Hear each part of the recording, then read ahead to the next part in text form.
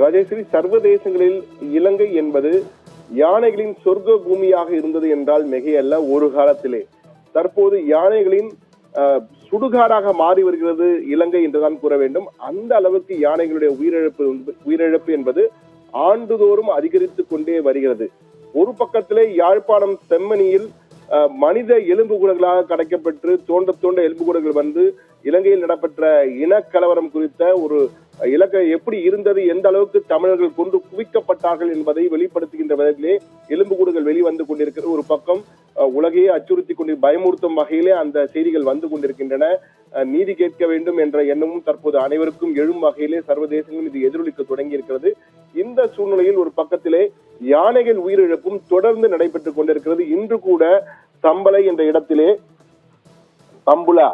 தம்புள்ளை என்ற இடத்திலே 3 காட்டு யானைகள் உயிரிழந்திருக்கின்றன. மாத்தளை மாவட்டத்தின் தம்புள்ளை, இனாமலுவ, சிகம்பதக வனப்பகுதிகளில் உயிரிழந்த நிலையில் 3 காட்டு யானைகள் கண்டெடுக்கப்பட்டன. ஆனால் 6 யானைகள் இருந்ததாக அங்கு பார்த்த மக்கள் கூறுகிறார்கள். ஆனால் 3 யானைகள் உடல்கள் மட்டும் கண்டெடுக்கப்பட்டிருக்கின்றன.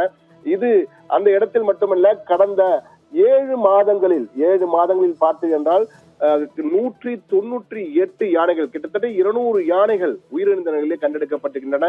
இந்த யானைகள் பொதுவாக நீங்கள் பார்த்தீர்கள் வாழ்விட இழப்பு, வேட்டையாடுதல், தந்தம் போன்ற பொருட்களை வேட்டையாடப்படுதல், மனித யானை மோதல்கள், விபத்துகள், அதாவது வாகன விபத்துகள், ரயில் மற்றும் சரக்கு வாகன விபத்துகள் என போன்றவற்றால் யானைகள் இழப்பு என்பது உயிரிழப்பு தொடர்ந்து நடைபெற்று வர வகையிலே தற்போது இலங்கையில் 198 யானைகள் உயிரிழந்திருப்பது என்பது பெரும் சர்ச்சைக்குரிய ஒரு செயலாக மாறியிருக்கிறது.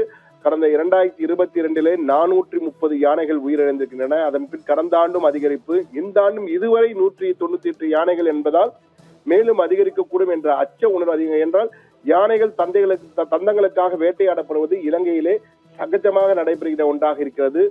மற்றும் இயற்கை மரணங்கள், அதே போன்று வாகனங்கள், ரயில் மோதி பல யானைகள் இழந்திருக்கின்றன. 4 யானைகள் ஒரே சமயத்திலே உயிரிழந்த சம்பவம் கடந்த 2 மாதங்களுக்கு முன் நடைபெற்றது இலங்கையில். இது போன்று தொடர்ந்து இலங்கை சொர்க்க பூமியாக ஒரு காலத்திலே ஆசிய யானைகளின் சொர்க்க பூமியாக இருந்தது இலங்கை. ஆனால் தற்பொழுது சுடுகாடாக மாறி யானை வனவிலங்கு பிரியர்கள் எல்லாம் கடும் கோபத்திற்கு ஆளாகும் அளவுக்கு இலங்கையின் செயல்பாடுகள் இருக்கின்றன. இதை தடுப்பதற்கான நடவடிக்கைகள் எதுவும் எடுக்கவில்லை என்பது தொடர் குற்றச்சாட்டுகளாக வைக்கப்பட்டு வருகிறது.